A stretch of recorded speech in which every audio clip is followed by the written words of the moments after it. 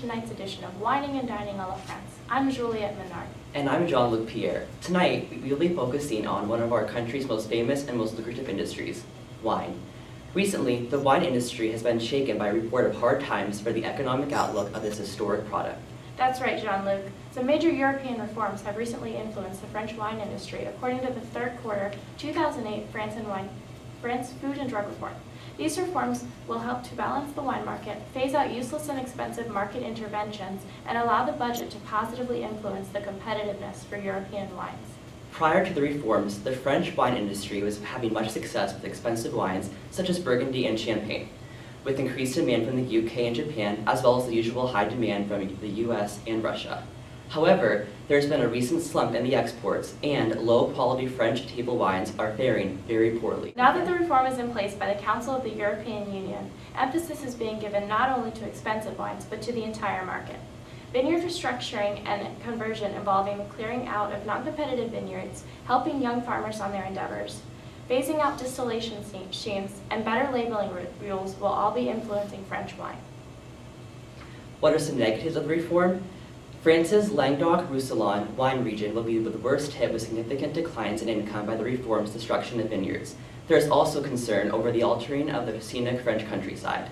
Lastly, uncompetitive producers are actually being paid to decrease their number of vines so the industry can be more focused on competitive wineries. These changes to France's wine industry will mark quite a drastic change in this rich and relatively stable history.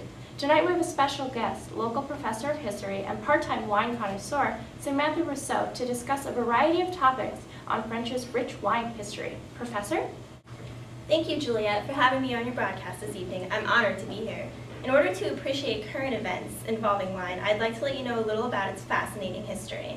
Wine is probably one of the symbols most commonly associated with France today, and for good reason. Nowadays, France has around 150,000 grape growers, producing about 1.5 billion gallons of wine per year. Greeks and Romans were the first people to plant our vineyards. Medieval times in France perpetuated the steadfast quality of wine in the French culture.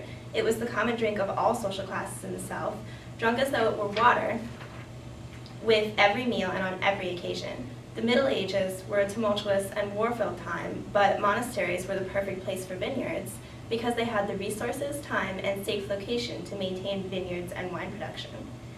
Things haven't always been easy for the wine industry, though. Over the years, the French wine industry has been through some tough times. In the 1800s, many French vineyards fell victim to disease that crippled the dominating wine production. But good times or bad, this prominent symbol has often been the subject of newsworthy events in France, often due to the laws surrounding its production and distribution. In 1935, the Appellation d'Origine Contrôlée system was established to control wine quality. The European Union's wine reforms have been modeled after these French laws, which ties in nicely with what's going on with wine in today's news. Thank you, Professor Rousseau, for sharing with us your knowledge of French wine. Now, we here at Wine and Dine à la France would like to use this time to our part to inject some life into the country's wavering wine industry by sharing with our viewers some of the top wine-related events and festivities all over the French countryside. Let's head over to our very own Monica Acton, who is experiencing some fabulous wine events that pertain to today's top story. Bonjour, I am here in Béjou, France, for Les Serments de Béjou. It is turning into quite the party. Every year on the third Thursday of November, wine buffs from all over France flock here to get a taste of the new Béjouly wine. The economic hardships the winemakers have faced do not faze this party. The culture of wine still thrives. Béjouly holds the fame of this winemaking region. Tonight, as the scent of Sarment, or what we know as grapevine trimmings, fills the air, anticipation will hit the crowds. This ceremonial burning of Sarments is followed directly by the tapping of the cask and the unveiling of this new and coveted wine at midnight. The interesting thing about this wine is that it is best drunk when young. They don't have to dig into dusty wine cellars here. Thousands come directly at midnight to get the freshest and the first sip of this unusual wine before it is shipped all over the world. Set back in the mountains, this party has become extravagant with food and cultures of the little town of Béjou.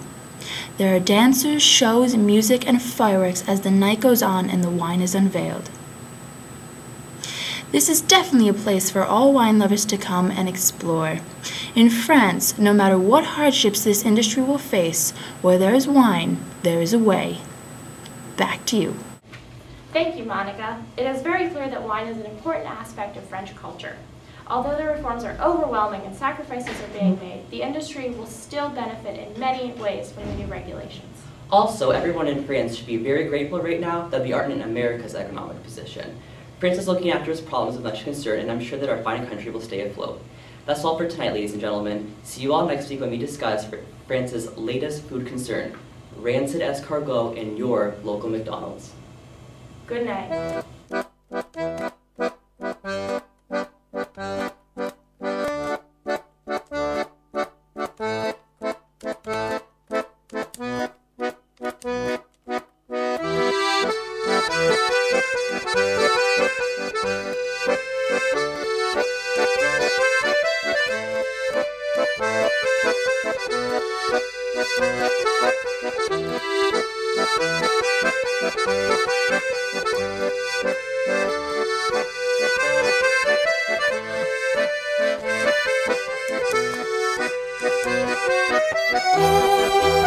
Thank you.